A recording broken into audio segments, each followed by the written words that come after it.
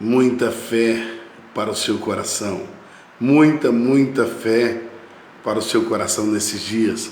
Dias difíceis, dias complicados, dias de muita, notícia, muita coisa que está borbulhando por aí. Muita fé no seu coração é o que eu desejo para todos. Sejam aí todos saudados com a paz gloriosa do Senhor. Muito bom dia para você, muito bom dia para o seu coração, para a sua vida, para os seus afazeres. Que bom que você já vai chegando por aí. Bom dia a todos vocês, que a bênção do Senhor, o amor do Senhor seja sobre a sua vida, sobre a sua casa. Deixa eu dizer para você, é muito importante que entendamos nesses dias que se tem uma coisa que nós, homem do lar, ou seja, sacerdote, responsável por uma casa, se tem uma coisa que nós, tanto homens como mulher, precisamos ter é a responsabilidade de que não temos vivido dias tão fáceis. São dias bastante difíceis. Acredito eu que esse ano ainda é um ano de muita revelação. Como assim, pastor, revelação? Tem muita coisa que vem por aí. Se prepare. Eu acredito que Deus está trazendo um tempo para distinguir, não é, a sua verdadeira igreja. Então, assim, esse ano é um ano de muita surpresa. Então, consagre a sua casa. Chame os seus filhos, chame as suas filhas, chame aí a sua esposa, a jejuar, a ler a palavra do Senhor, a ter um momento de oração. Se perdoem, se amem, se entendam, vivam em unidade. Não é tempo, de viver separado, de viver brigado, de viver, levando amargura no seu coração.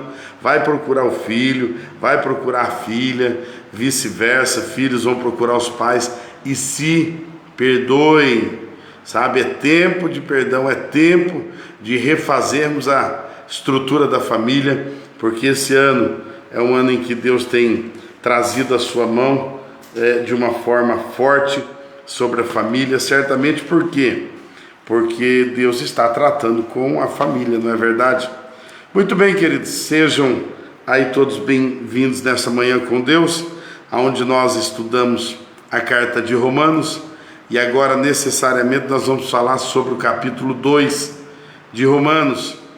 Todos os dias entramos aí às 7h20, 7h22 no máximo, tentamos chegar cedinho para receber os nossos queridos irmãos e compartilharmos uma palavra, uma vez que entendo que o que de melhor nós podemos fazer hoje, de verdade, vai um conselho ao seu coração, tá bom? Estou vendo aí Lilian, Fabrício, Márcia, estou vendo aí a Thelma, estou vendo Silnei, Fernandinho e outra galera mais, Dercy e tal. Eu queria que você pudesse entender um conselho para o seu coração. Palavra de Deus, que você entenda que o melhor conselho para a tua vida é, se respaldar no conhecimento da palavra do Senhor. Amém? Faça isso. Se você tem feito isso todas as manhãs, é uma forma de você pelo menos pegar um pouquinho do conhecimento, e aí Deus vai desenvolver isso sobre a sua vida. Amém? Alessandra, bom dia. Alessandra Marinho, bom dia, Érica, e a todos vocês que estão conosco. Compartilha aí, faz esse favor, Eliabe. Então todos, faz esse favor, compartilha, outras pessoas vão ser abençoadas. Marca algumas pessoas aí no teu Facebook e outras pessoas vão ser alcançadas. Eu vou falar algo muito forte para você aqui, forte no sentido de conhecimento, e é algo que eu entendo assim: se você não pegar automaticamente, todas as vezes que falar sobre isso, você vai ter dúvida.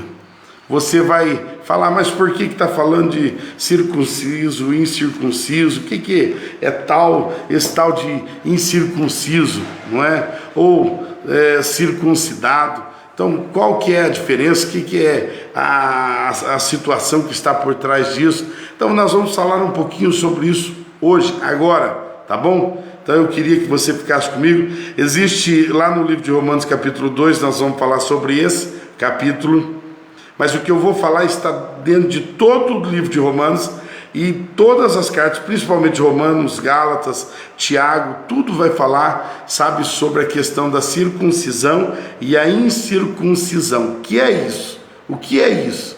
Precisamos entender um pouquinho de história bíblica para não ficarmos perdidos aí. Então vem comigo, tá bom? Romanos 2:11 diz assim: porque não há acepção de pessoas para Deus. Esse texto você já deve ter ouvido. Não há acepção de pessoas para Deus. Grava muito bem, Deus não está, sabe, com o propósito do Evangelho, querendo fazer acepção. Deus está separando um povo só para Ele. Não, Deus, é lógico que Deus quer a sua igreja, a sua noiva. Deus está preparando uma igreja, mas hoje é o ano aceitável. Hoje é o tempo em que todos podem ser salvos. Todos. Tanto judeu como gentil. Começa fazendo essa, sabe, analogia sobre esses dois, essas duas falas, sabe, sobre o livro de Romanos, gentil e judeu.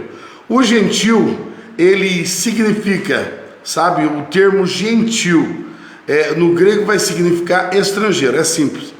O que significa gentil? Estrangeiro. Então, o que é um gentil? Um estrangeiro. Não é daquela nação, não é daquele povo. Ele é um estrangeiro, tá de passagem e ele não tem ali a herança sobre as riquezas daquele povo. Então, ele é um estrangeiro. O judeu, ele é o povo natural de Judá, natural de Israel. Então, é um povo separado por Deus. Então, vamos dizer assim, é uma raça pura. Então o judeu é uma raça pura, o gentil é um estrangeiro. O judeu, ele é separado como herdeiro de toda a cultura do judaísmo. O estrangeiro, por sua vez, ele não tem uma cultura própria, ele se apropria. Então, quando falamos na Bíblia de judaísmo ou falamos dos judeus, estamos falando de um povo seleto natural de Judá. Quando se fala de gentil, fala de todos aqueles que nasceram, foram espalhados pela terra, mas na realidade não são originados, sabe, de Judá, ou seja, de Jerusalém. Então, o que acontecia naquela época, vamos dizer, quase 2000 anos atrás, quando foi escrito o livro de Romanos? O que acontecia? Por que se fala tanto dos judeus e dos gentios? Primeira coisa que nós vamos analisar, Paulo, ele estava, sabe, escrevendo uma carta. Isso acontece, e as 13 cartas que nós vamos estudar de Paulo são cartas. Ele se comunica com as igrejas que estavam sendo formadas.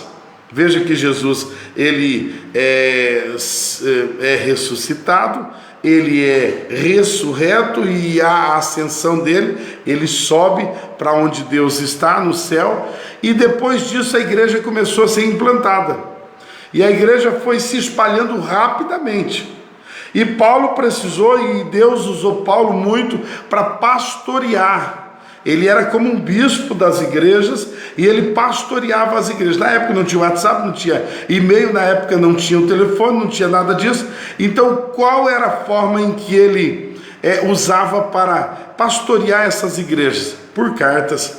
Cartas era o meio mais próprio que eles usavam para isso. Então ele escrevia e alguém iria levar, o sistema de correio da época iria, sabe, endereçar aquela carta à mão de quem? Dos romanos. Paulo estava escrevendo aqui aos romanos. Por sua vez, Paulo não tinha estado ainda em Roma. Paulo não tinha estado em Roma e já precisara escrever uma carta para, sabe, os romanos, uma vez que ele tomou o conhecimento de que estava acontecendo algumas coisas. Então Paulo precisa escrever uma carta aos romanos, e toda a carta de Romanos vai ser resolvendo situações.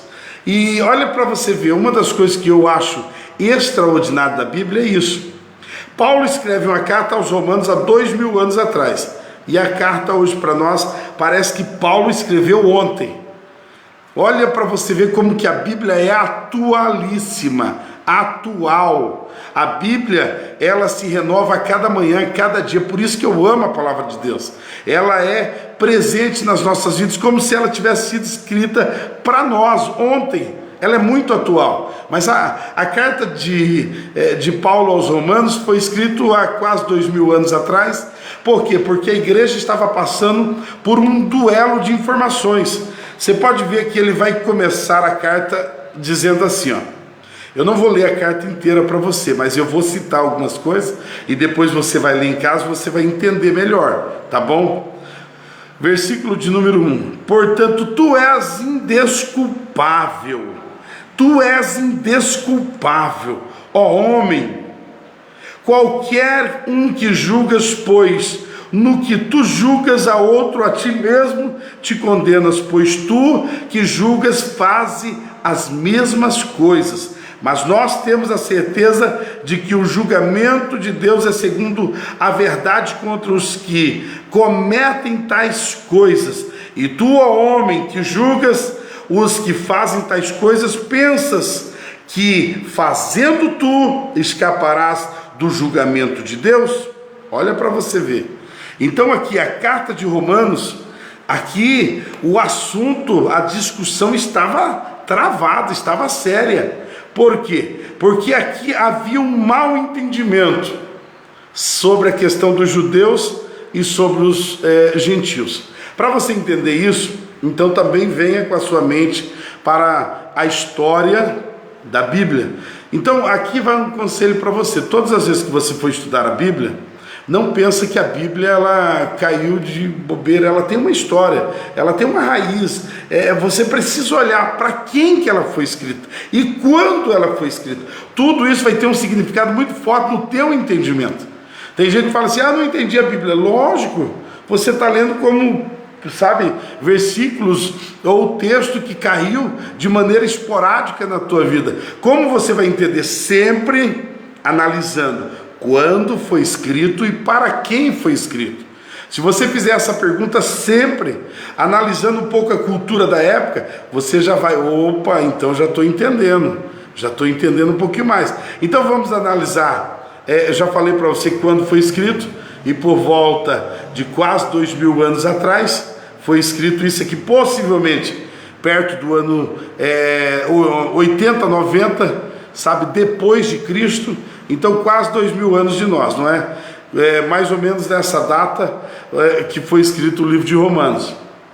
Quando você já sabe para quem foi escrito, para a igreja. Foi escrito para a igreja, não foi escrito para um povo seleto, tipo assim, judeus. Porque qual é o problema que tem aqui? O problema é que o judeu era extremamente, sabe, ele tinha um monte de critérios. O judeu é extremamente, sabe, difícil de entender outras coisas sobre a concepção de salvação. O judeu ele não aceitava qualquer coisa, não. O judeu ele era, em outras palavras, ele era um pouco egoísta, ele queria a salvação só para eles. Para você ter uma ideia, o judeu ele acreditava, sabe, ele acreditava que só ele podia ter relacionamento com Deus. Nenhum povo mais podia ter relacionamento com Deus, só o judeu. O judeu acreditava que eles, sabe, só eles eram salvos. O judeu jamais se assentaria à mesa para comer com um gentil, nunca. Um judeu não fazia negócio com um gentil. Um judeu ele não caminhava com um gentil. Lembra que judeu é o puro, natural, sabe, da Judéia, e o judeu é o estrangeiro. Então eles não se assentavam, não conversavam, eles não tinham comunhão. E aí o que acontece? Acontece que isso vai gerar, sabe, um problema muito sério, sabe, por esse exclusivismo dos judeus, vai gerar um problema muito sério na igreja. Porque a igreja que nós estamos falando, a igreja primitiva, Quem que eram as pessoas que compunham esta igreja lá no início, a igreja primitiva? Quem é? Judeus convertidos ao cristianismo, judeus que se converteram à mensagem do evangelho. Qual a mensagem é essa? Que Jesus Cristo veio ao mundo, pagou o preço dos nossos pecados, morreu, mas ao terceiro dia ressurgiu. Então assim, quem era a igreja primitiva? Os judeus convertidos. Aí você já vai começar a fechar um pouquinho a coxa de retalhos, vai começar a fechar, sabe, esse quebra-cabeça. Como? A igreja então ela era composta de judeus que se converteram ao cristianismo, que se converteram. Naturalmente a igreja ela foi crescendo e ela foi se tornando mais numerosa de quem? De judeus convertidos. Mas uma das coisas que o judeu puro ele entendia é que assim, para ser um judeu, você tem que ser circuncidado ao 8º dia, você tem que ser batizado, porque acredita na purificação pelo batismo, e você tinha que aprender a sacrificar no templo, ou seja, apresentar a oferta no templo. Todo judeu apresenta a oferta no templo, é um tipo de ligação. Então todo judeu puro, ele precisava fazer isso. Para ele ter relação, sabe, de amizade, de negócios e até mesmo de entendimento de salvação, precisava então que a pessoa fosse convertida ao judaísmo. O que é mesmo que precisa ter para ser convertida ao judaísmo? Ela precisa então ser circuncidada ao 8º dia, ela precisa ser batizada e ela precisa apresentar sacrifícios no templo. Então os gentios não queriam isso, mas os judeus eles faziam isso. Mesmo sendo convertidos ao cristianismo, eles ainda continuavam com as práticas, sabe, da lei, porque esse costume eram costumes da lei de Moisés. Está lá a circuncisão mesmo, é um pacto que se foi feito com Abraão, ou seja, Deus pediu para que Abraão fizesse isso, sabe, e foi feito. Olha que interessante, esse negócio da circuncisão. O que é a circuncisão primeiro? A circuncisão, o menino, só o menino, ao 8º dia de nascimento, o pai pegava e levava ao sacerdote, e era ali feito um sinal no órgão masculino do menino. Era cortado a pelinha ali do prepúsculo do pênis do menino. Então ali era cortado. Então o que acontece? Ali era feito um ritual e esse menino era como circuncidado, apresentado ao Senhor. Primeiro porque tinha derramamento de sangue, segundo pela obediência, terceiro porque ele ia ficar com um sinal no seu corpo, sabe? De que ele tinha sido circuncidado ao 8º dia. Agora, abra aspas. Por isso que eu pedi para você ficar com muita atenção e ir até o final, porque esse assunto ele é longo, sabe? E ele é necessário você entender. Porque se for falar de circuncisão, incircuncisão, e você não entender isso, pode ser que você fique boiando no entendimento, principalmente do livro de Romanos. Então, olha para você ver, abra aspas. A circuncisão, veja como que Deus é perfeito. A circuncisão era feita no 8º dia. Por que no 8º dia? Já se perguntou disso? Quem estuda a Bíblia e viu o 8º dia, por que o 8º dia? O 8º dia, a ciência hoje prova que a coagulação do sangue da criança, ela é própria a partir do 8º dia. Então veja que Deus pediu para fazer a circuncisão no 8º dia, porque a partir dali tinha coagulação. Segundo, você vai ver que a hipersensibilidade do homem é tido propriamente depois da circuncisão. Da circuncisão no órgão masculino do homem. Então há uma hipersensibilidade ali, e quando isso é feito, quando é feita a circuncisão, se torna, sabe, mais próprio do homem, ele vai conseguir, sabe, ter mais prazer naquilo. A terceira coisa que a ciência também prova com relação a isso aí, veja que a primeira é a coagulação, a segunda é a questão da hipersensibilidade, né, que o homem vai conseguir ter. A terceira coisa é um fato até curioso que tem na nação dos judeus.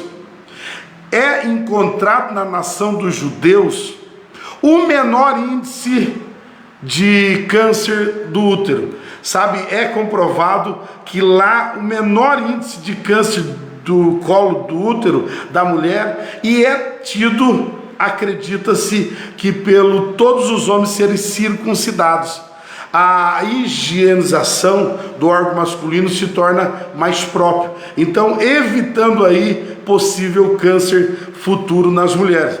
Então olha para você ver, fecha aspas. Eu sei que são coisas meio esquisitas até mesmo de se falar, mas a circuncisão eram rapazes moços, né, que cresciam circuncidados, naturalmente eram judeus, todos tinham que ser circuncidados, ter um sinal aí no órgão masculino, e aqueles que não eram circuncidados, naturalmente não eram judeus, eram gentios.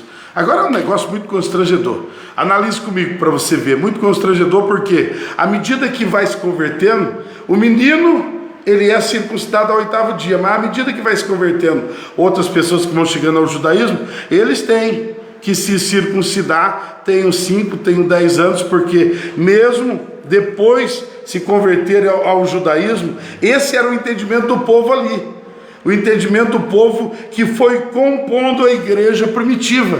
Eles eram judeus e eles entenderam assim: ah não, nós somos agora adeptos ao cristianismo, mas todos que forem chegando, à medida que forem chegando, precisam fazer circuncisão. Então foi se tornando um negócio muito complicado, até porque Paulo, ele vai pregar, sabe, a premissa da pregação de Paulo está em Romanos capítulo 3, vamos achar aqui para você ver, Romanos 3, 28.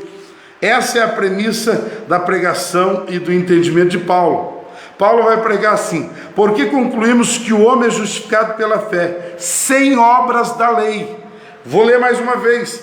Aqui está, sabe, toda a discussão do livro de Romanos. Se você não entender isso, todas as vezes que falar de circuncisão, falar de fé e obras, você vai falar o que quer dizer isso. Veja bem, portanto, concluímos que o homem é justificado pela fé, sem obras. Irmãos, fé é você ser salvo pela tua fé em Deus, é você ser salvo unicamente pelo sacrifício de Cristo. Você ser salvo dessa forma. O gentio cria nisso e passava a crer e caminhar, mas o judeu estava tendo problema com isso.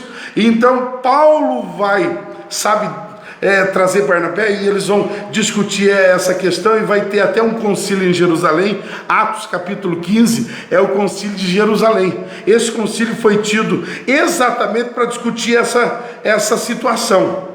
Ah, mas então a igreja agora tem judeus convertidos, mas está chegando o gentio, e importa que o gentio seja convertido, porque eu comecei essa palavra dizendo para você que Deus não faz acepção de pessoas. Esse é o tempo do gentio. Esse é o tempo do gentio, em que todos podem ser salvos, não é só o judeu. O judeu era exclusivista, o judeu era um pouco egoísta, queria salvação, queria Deus só para eles, era um pouco egoísta. Então tudo isso que você vê, e até hoje Deus tem um tratamento com a nação de Israel, com a nação dos judeus, é porque ele era exclusivista, altamente egoísta, queria Deus só para eles.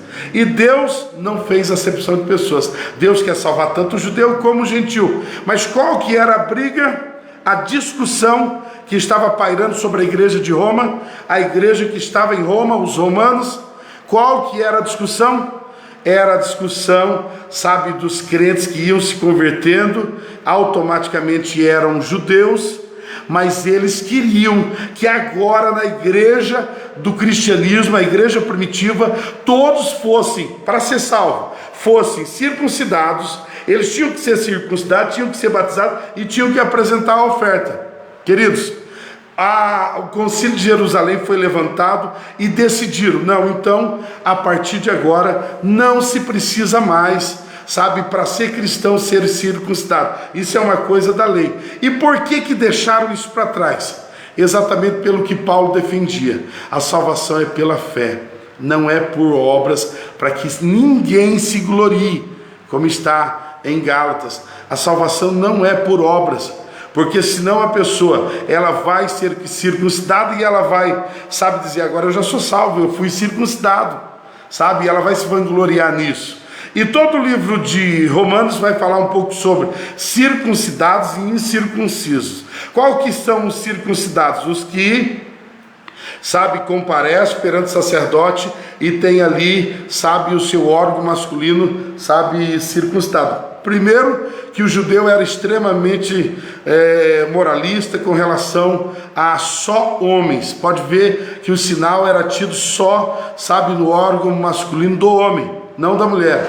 Então, assim, ele era extremamente legalista, moralista. Então, primeiro que a igreja veio abrir a porta para isso. A igreja ela veio aceitar tanto homem como mulher. Hoje nós temos uma aceitabilidade muito grande. Homens pregam, mulheres pregam. Hoje tem pastoras, tem pastor. E hoje a igreja, sabe, equiparou os valores. Por isso que Paulo vai dizer que Deus não faz acepção de pessoas. Porque não é pelas obras, mas é pela atitude do coração. E aqui vai continuar, sabe, essa discussão. Porque Paulo começou a falar aos judeus. Começou aqui a discutir porque os judeus, eles falavam muito, não, tem que ser circuncidado. E aí Paulo começou a levantar uma causa. De que adianta ser circuncidado?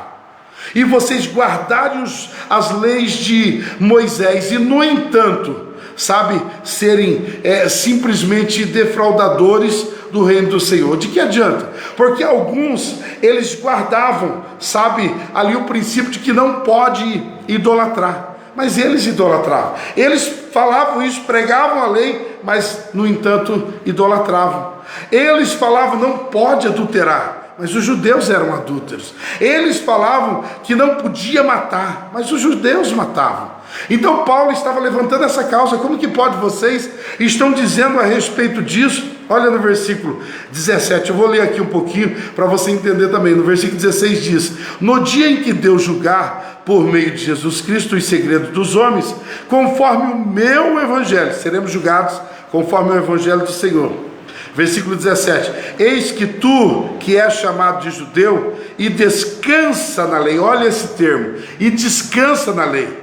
Porque o judeu, ele era circuncidado, ele se via realmente num pedestal, porque ele era judeu, ele tinha sido circuncidado, é como se ele fosse maior do que todos os outros. E Paulo vai dizer aqui para eles, Paulo pregou aos judeus, sabe, Paulo disse assim, vocês, sabe, olha aqui, eis que tu és chamado de judeu e descansa na lei, e te vangloria em Deus. Olha o que o judeu fazia, eu sou judeu porque eu guardo a lei. Ele guarda a lei, prega a lei, fala da lei, mas não se submete inteiramente, porque a lei ninguém consegue, nenhum homem consegue cumprir a lei 100%, não é que o judeu é ruim, nenhum homem consegue cumprir a lei 100%, nenhum homem consegue ser perfeito 100%, porque a lei escrita, ela só consegue demonstrar uma coisa, o pecado.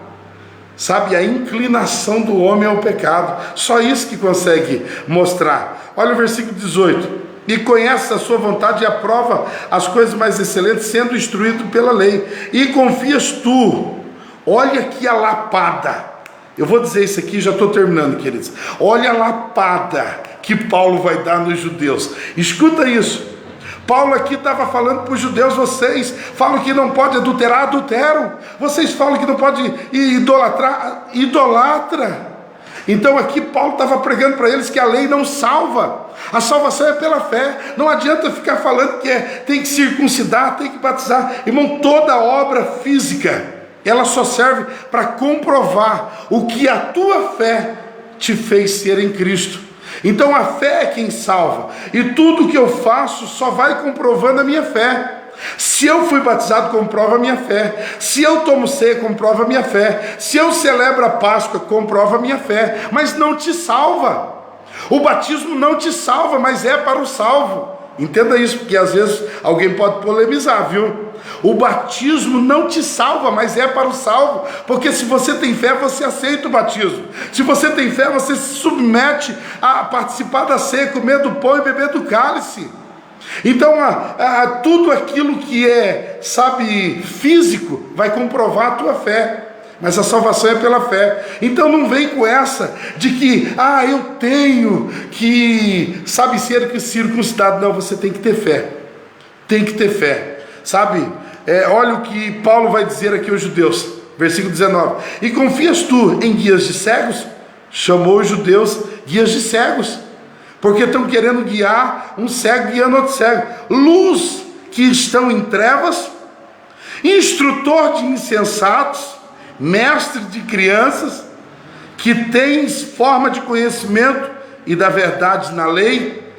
Paulo aqui estava dando uma lapada nos judeus, dizendo que não adianta ficar em cima da lei, se vangloriando nela, precisa viver uma vida, sabe, em fé. Olha aqui versículo 31: tu, pois, que ensina outro e não te ensina a ti mesmo. Paulo estava falando assim: ei judeu, está falando que tem que amar mas não ama, está falando que tem que ser fiel mas não é. Olha aí, tu, pois, que ensina outros, não te ensina a ti mesmo? Tu que pregas que um homem não deve furtar, e furtas. O judeu falava, não furtarás, e ele furtava. Queridos, e não só o judeu, mas se você é daquele tipo moralista, legalista, sabe, que simplesmente se apoia, não, porque a Bíblia diz isso, Deus vai olhar para o seu coração. A tua fé é validada no seu coração. Então assim, nós somos salvos pela fé, seremos julgados pelos nossos atos no coração. Então o que você faz, a atitude de tudo aquilo que você faz é o que está valendo. Então o que você deseja no seu coração é o que está demonstrando qual é a obra que você vai apresentar ao Senhor. Uma obra de fé verdadeira ou uma obra de fé falsa. A lei se tornou uma obra de fé falsa, porque os homens eram circuncidados, mas não guardavam a lei, não seguiam em fé. Então, mais ou menos assim, translitera isso para os dias atuais. Não adianta vir na igreja. Quem disse que vir na igreja te salva? Quem disse que vir na igreja com roupinha bonita, tomar ceia e eu sou batizado, pastor, eu sou salvo? O que te salva é uma caminhada com Cristo, com o coração puro. O que te salva é todos os dias você rejeitando a sua carne. Você acha que eu estou pregando para você porque eu sou perfeito? Você acha que ontem eu não pequei? Você acha que hoje eu não pequei? Eu sou pecador, eu careço da misericórdia de Deus, mais do que ninguém que está me escutando. Eu posso dizer, eu sou melhor do que você? Não. Paulo dizia assim, entre os pecadores destaco eu como sendo o principal. Eu sou o principal entre os pecadores, principalmente porque eu conheço os meus limites, eu conheço os meus erros, eu conheço, sabe, os gigantes que ainda, sabe, dentro de mim tentam me derrubar. E eu peço perdão a Deus, eu peço perdão aos meus pecados, que não são poucos, todo dia eu tenho que matar esse velho homem que está aqui dentro, e essa luta é uma luta interior. Eu não tenho que fazer para que alguém veja, eu não tenho que ir numa praça pública e dizer, Senhor, me perdoa. Isso era coisa dos fariseus, moralistas e publicanos, eram coisas deles que faziam em praça pública para serem vistos. Hoje está no comum, hoje você vê a pessoa está no volante, até impróprio sabe fazer filmagem no volante, mas o cara está no volante, está filmando. O cara está orando para dormir, ele está filmando. O cara está fazendo, sabe, cantando no quintal, ele está filmando. Hoje faz live de tudo, as pessoas querem ser vistas. Cuidado, existe um costume moralista hoje. Isso é coisa de publicano, fariseu, sabe, de pessoas moralistas que queriam ser vistas. Porque quando nós marcamos oração na igreja, ninguém vem. Porque quando nós falamos que nós temos que se humilhar diante do Senhor, ninguém aparece. Sabe por quê? Porque as pessoas ainda estão no costume dos judeus. Eles ainda querem impor alguns requisitos para serem salvos. Não precisa de nada. Você é salvo pela fé. Você não precisa ser circuncidado, você não tem que orar de pé ou sentado ou de joelho para ser salvo. Você só precisa crer. E a fé que te leva a ser salvo é uma fé no coração, é uma fé que a tua boca professa, a tua vida diz isso, mas no teu coração você tem certeza de que você ama Deus. Deus vai te julgar pelo teu coração, pelas coisas que estão no teu coração. Não é pela roupa que você veste, não é pela oração que você fez de mão levantada. Deus vai te julgar pela atitude do teu coração. Sabe, irmãozinho, quando você ora lá no teu quarto e a lágrima corre, sabe, irmãzinha, quando você ora sozinha e a lágrima corre, Sabe quando você adora a Deus sozinho? E ali eu digo que a melhor adoração, a melhor forma de ver e de testar o teu coração é quando estamos sozinhos. Por isso que Deus diz: quando fores orar, entra no teu quarto e em secreto o teu Deus que te vê te recompensará. A melhor forma de testar o teu coração é ver se você está chorando no secreto.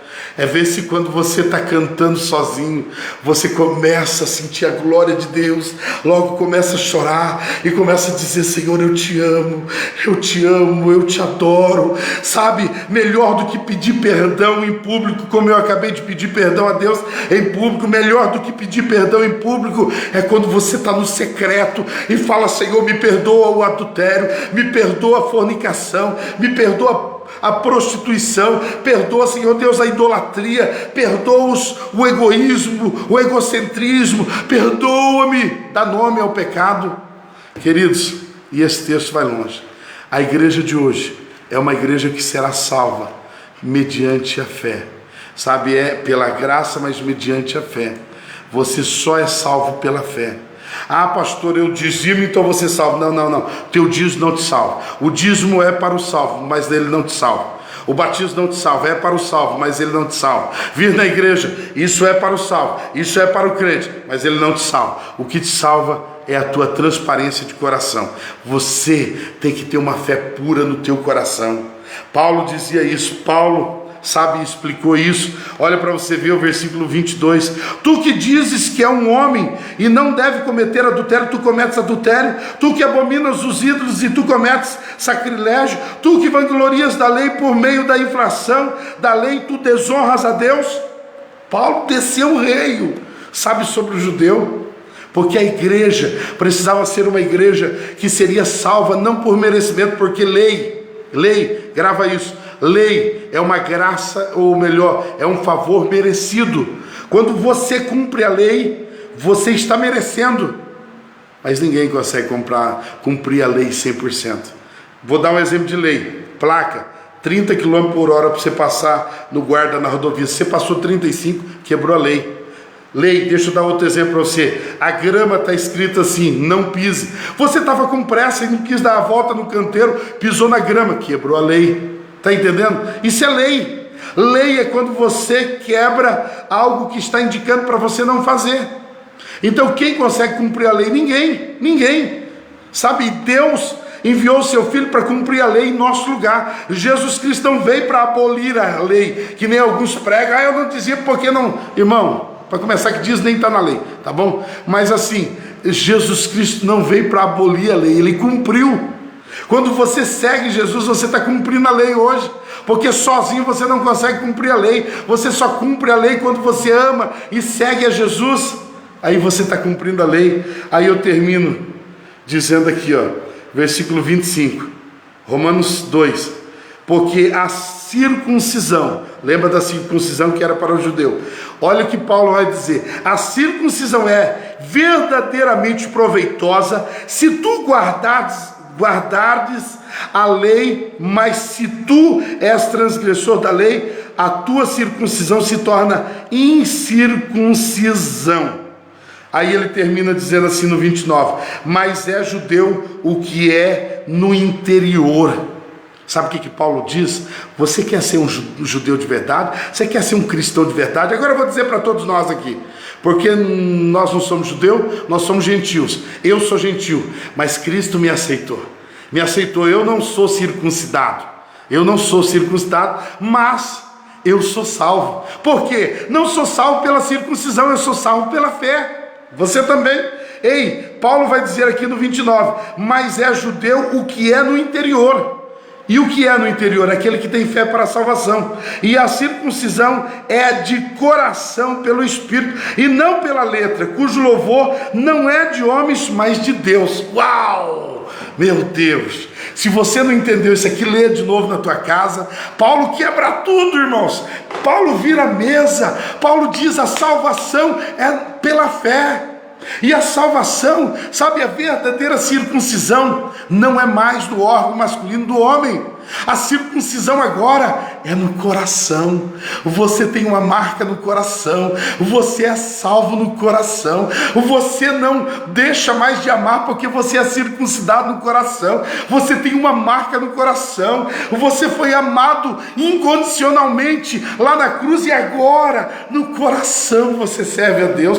No coração você perdoa. No coração você não adultera. No coração você não idolatra. No coração você escolhe servir a Deus, sendo perseguido ou não perseguido. No coração você escolhe dizimar. No coração você escolhe batizar. No coração você escolhe ofertar. No coração você escolhe permanecer sendo fiel.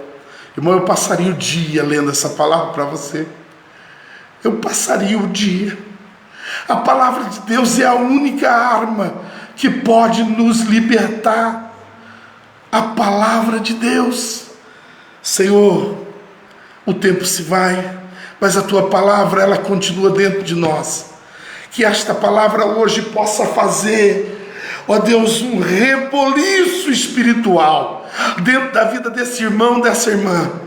Irmãos que estavam vivendo uma vida legalista e moralista como os judeus, achando que era salvo pelo dízimo, pela forma de vir, pela forma de vestir, pela forma de falar. Senhor, a partir de hoje, liberta a igreja, para que não sejamos moralista, legalista, mas que sejamos uma igreja que serve pelo amor, que serve pela fé no coração. Deus, alcança a tua igreja hoje e nos despeça com a tua bênção, o teu amor a todos, em o nome de Jesus Cristo. Que Deus te abençoe. Fica na paz, compartilha aí. Eu lhe amo no amor de Cristo Jesus.